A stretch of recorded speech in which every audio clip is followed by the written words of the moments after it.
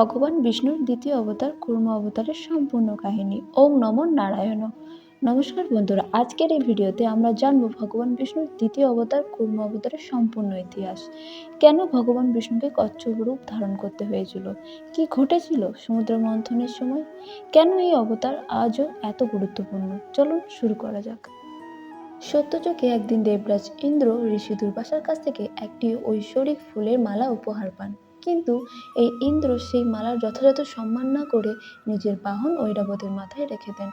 ঐরাবত মালাটি মাটিতে ফেলে দেয়।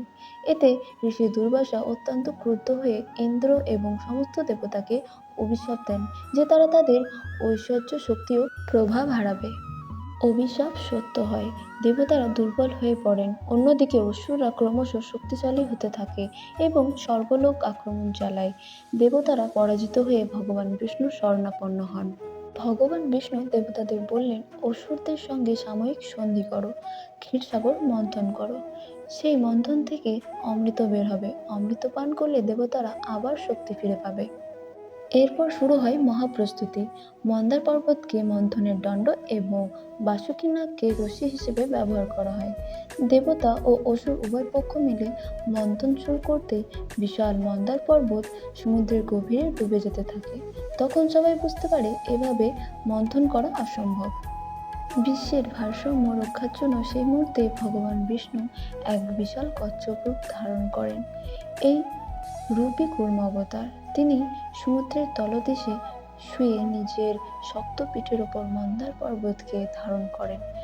তার অটল সমর্থনের ফলে পর্বত আর ডুবে যায় না এবং সমুদ্র মন্থন সফলভাবে চলতে থাকে। দীর্ঘ সময় মন্থনের পর একে একে বহু ঐরাসিক রত্ন প্রকাশ পায়। প্রথমেই বের হয় ভয়ঙ্কর হলাহল বিষ। সেই বিষের তেজে 3 লোক ধ্বংসের মুখে পড়ে। তখন ভগবান শিব সমস্ত বিষ পান করে বিশ্বকে রক্ষা করেন এবং নীলকণ্ঠ নামে পরিচিত হন। এরপর সমুদ্র থেকে আবির্ভূত হন দেবী লক্ষ্মী। তিনি ভগবান বিষ্ণুকে স্বামী রূপে গ্রহণ করেন। এরপর বের হয় কৌস্তব মণি, পারিজাত বৃক্ষ, কামধেনু, ঐরাবত, উচ্চশ্রেবা অপ্সরারা, চন্দ্রদেব এবং শেষ পর্যন্ত ধন্বন্তরী দেবী অমৃতের কলস নিয়ে আবির্ভূত হন। অমৃত নিয়ে দেবতা ও অসুরদের মধ্যে বিরোধ শুরু হলে ভগবান বিষ্ণু পরে মোহিনী রূপ ধারণ করে কৌশলে দেবতাদের অমৃত পান করান।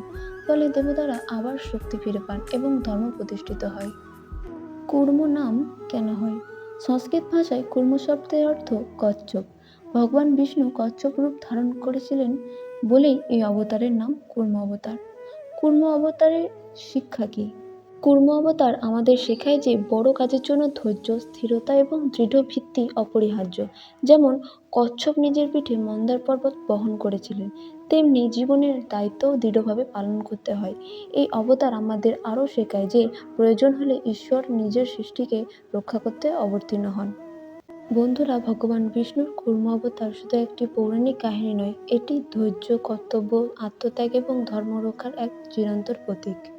ভিডিওটা যদি ভালো লেগে থাকে তাহলে লাইক করুন, শেয়ার করুন এবং আমাদের চ্যানেলটিকে সাবস্ক্রাইব করুন। পরবর্তী পর্বে আমরা আলোচনা করব ভগবান বিষ্ণুর দ্বিতীয় অবতার বরাহ অবতারের সম্পূর্ণ কাহিনী। ওম নমো নারায়ণ। ধন্যবাদ।